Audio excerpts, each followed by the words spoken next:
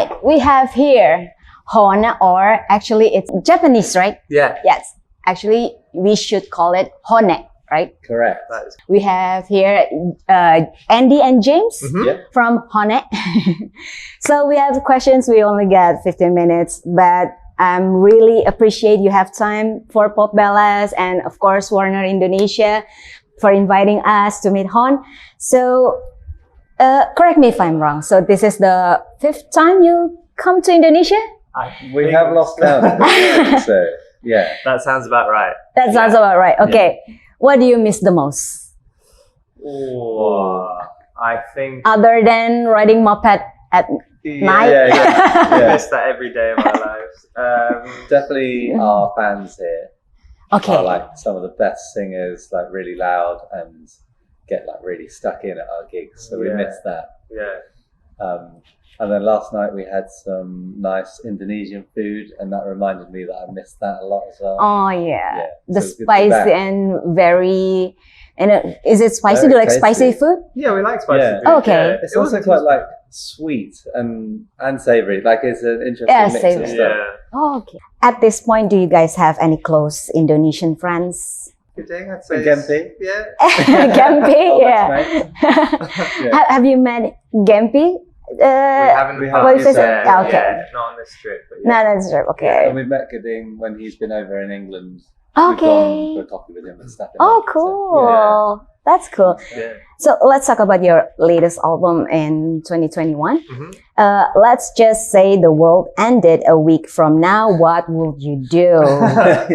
Okay. It's a bit ironic, in it? Yeah. Because since you guys wrote it before the pandemic. But what's with the title? Have you predict the pandemic or? We are fortune tellers. Yeah.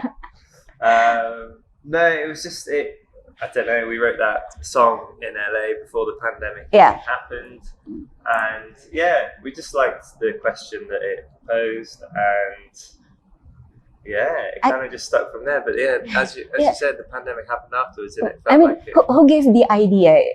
Was it because maybe you talk about it on a tea break? Like, whatever happened if the world ends? What would you do, mate? Like, so you were just in like a studio, basically. In a vocal booth by himself, and just came out and was like, "Okay, I'm gonna sing something now." Yeah. Okay. Just the way my mind works. That's it.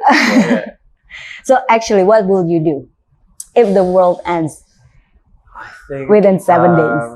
I'd be with my family. Okay. But maybe I'd bring them to Indonesia. Of course, Indonesia. Have a feast. Have an Indonesian feast. Unlimited chicken satay. Do one last show. Okay. Yeah, that'd be good. It's all about the family and fans. And music. So, if Warm on a Cold Night was your turning point as music writers, and you see it as a blueprint on what's coming next back then, what about your recent album? How do you see it? Yeah, I think with every album we try and change slightly. Okay. So I think we're writing our next bit of music now. Yeah. And we are trying all sorts of things. Okay. We haven't quite found where we're going yet, but I think we're getting close, and it's going to be a bit different again from what's come before. Okay. So every album we just want to keep it fresh and different for our fans and for us mainly, I suppose, so we don't get too bored. Yeah. I get it. Okay, so you have Nikki, Khalid, Pink Sweats, Sophia and Griff as collaborators on this third full-length album. Do you have anyone you really want to collaborate but you couldn't? I mean, most of those people, it started out like that, and then we somehow managed to make it happen. Oh, really? Okay. Yeah, it's so hard when everyone's releasing music. Yes. And going on tour and all this kind of stuff. It's so hard to find the right time to make it happen. But on that album, it just seemed to finally come together after many years of trying. Oh, good. But there's lots of artists that we've messaged and we're like, go on, and then they're like, nah, I can't. Maybe next. Maybe next album. Yeah.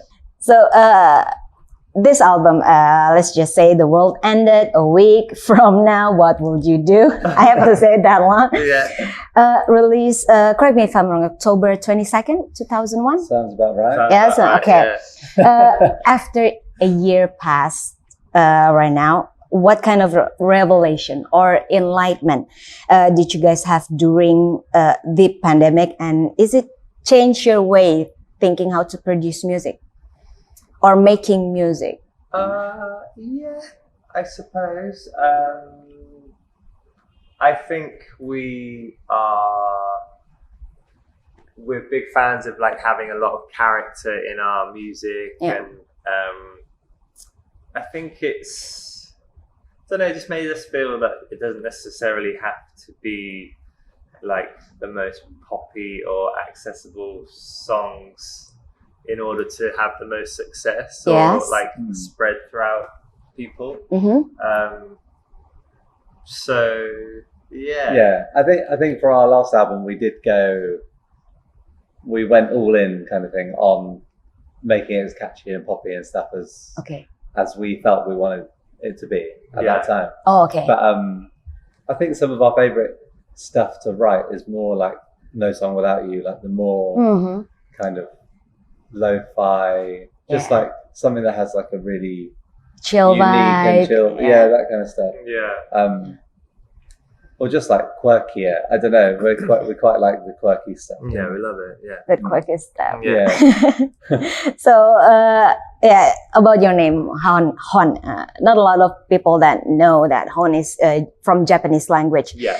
And so actually, people should call your duo as HONNE, right? HONNE, people. HONNE. Come on. So who?